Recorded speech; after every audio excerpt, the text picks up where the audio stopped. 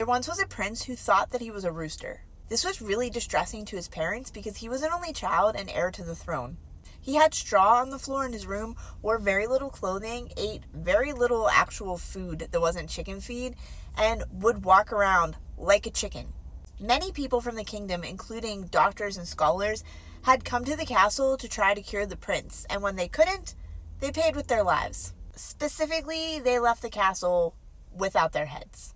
One day, an old man showed up to the castle, and he said that he could cure the prince 100%.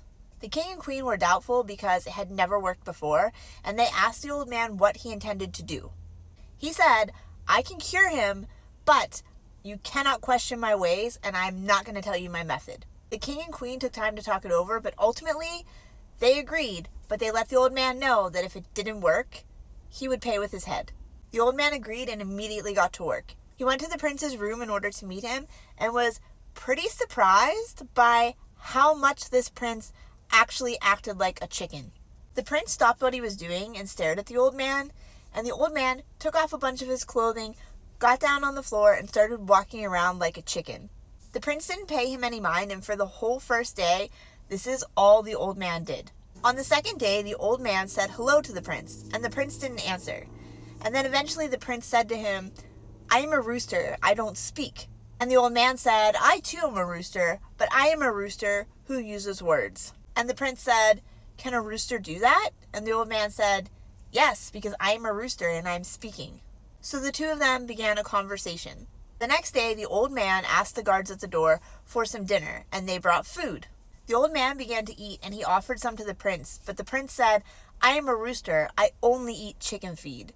And the old man said, "I too am a rooster, but I am a rooster that eats food." And the prince said, "Can a rooster do that?" And the old man said, "Well, I'm a rooster and I am eating food." And so the young prince came over and the old man gave him some of his food.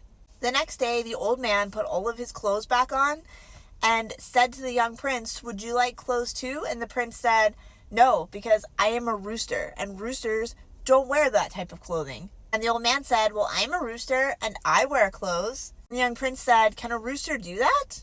So the young prince asked for clothing, and the old man sent the guards for clothing, and they brought it back, and the young prince dressed up. The old man asked the prince if they could sweep up some of the straw from the floor, because he was a rooster who liked having clean floors, and the prince agreed with him. The old man asked the guards to bring a table and chairs into the room, and they did, and the old man spent the next few days having conversations with the prince at the table. Although the prince was like a teenager, since he had been a rooster for his whole life, he didn't have much of an education. For the next month, the old man taught this rooster prince how to read, how to write, and they had many good scholarly conversations. At the end of the month, the old man called for the king and queen to be brought to the prince's room. When the king and queen got there, they could not believe their eyes. First of all, the room looked completely different, and second of all, their son was fully dressed, sitting at a table, reading a book. When the king and queen asked the old man, "How did you do this when so many other people failed?" The old man replied, "All of the other people tried to change your son from a rooster into a prince. I met him where he was. I let him be a rooster. Your son is still a rooster. He's just a rooster who acts like a prince." The young prince would go on to marry and rule the kingdom after his parents, and he was very successful and lived happily ever after.